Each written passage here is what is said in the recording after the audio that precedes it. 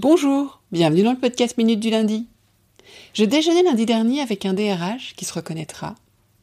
Il me confiait que de nombreux candidats demandaient à rejoindre l'entreprise à 100% en télétravail, ne voyant pas pourquoi ils auraient besoin de venir sur site, leur métier pouvant se faire à distance.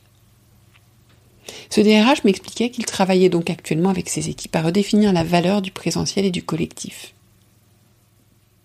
Nous avons partagé notre vision, ce qui pourrait être fait, et ça m'a donné une idée de cet épisode. J'ai pour cela souhaité vous interroger sur LinkedIn en posant cette question.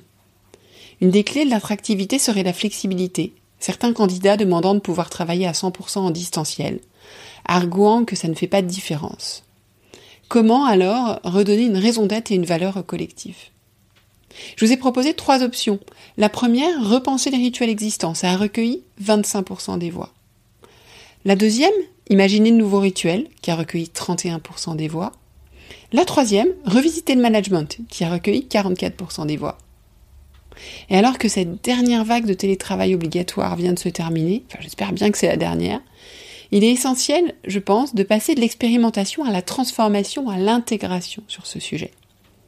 J'ai effectivement, je pense comme nous tous entendu et vu beaucoup de managers commencer par repenser les rituels existants, puis imaginer de nouveaux rituels, avec d'excellentes idées. Flavie Prévost partageait sur LinkedIn le fait qu'elle a transformé certaines réunions en réunions live audio, et qu'elle a accompagné de marches. Intéressant. Mais selon moi, la prochaine étape, et la seule qui sera transformative, qui va nous sortir de l'expérimentation, c'est plutôt de revisiter le management. Pour 2 raisons. La première, elle est soulignée par Audrey Richard, présidente de la NDRH, qui en parlait sur Bismart début janvier. C'est la quête d'autonomie et de responsabilisation des candidats.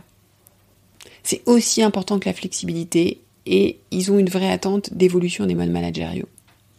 La deuxième, c'est l'évolution profonde de notre rapport au travail qui s'est accélérée ces 2 dernières années. On le voit partout, ça fait des gros titres, il y a beaucoup de débats sur le sujet et ça nous impacte tous, quel que soit notre poste dans l'entreprise.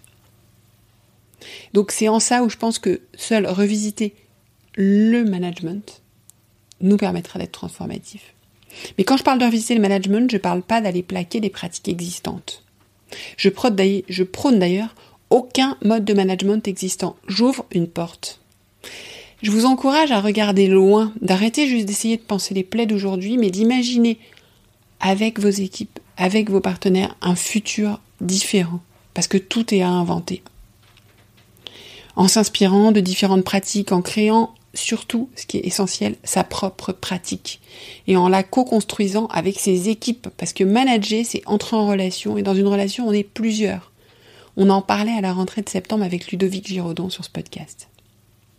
Donc, plaquer des modes managériaux, former à des modes managériaux uniformes, ça n'a aujourd'hui, selon moi, plus de sens. Par contre, co-construire des pratiques au carrefour de l'histoire de l'entreprise, du futur vers lequel on souhaite l'emmener, de notre propre histoire, de celle de nos équipes, c'est ça pour moi qui a du sens. C'est là que vous vous sentirez utile, c'est là que vous trouverez dans votre travail plus de sens et vos équipes aussi. Ok, je vous l'accorde, c'est complexe. On a besoin d'être guidé, on a besoin d'avoir des jalons. D'où on part, comment ? Surtout avec le peu de temps qu'on a à y consacrer au quotidien. J'ai décidé de ne pas vous apporter la réponse tout de suite. J'ai envie de vous laisser réfléchir. Et je vous en parle la semaine prochaine. Je vous proposerai des pistes. Bonne semaine!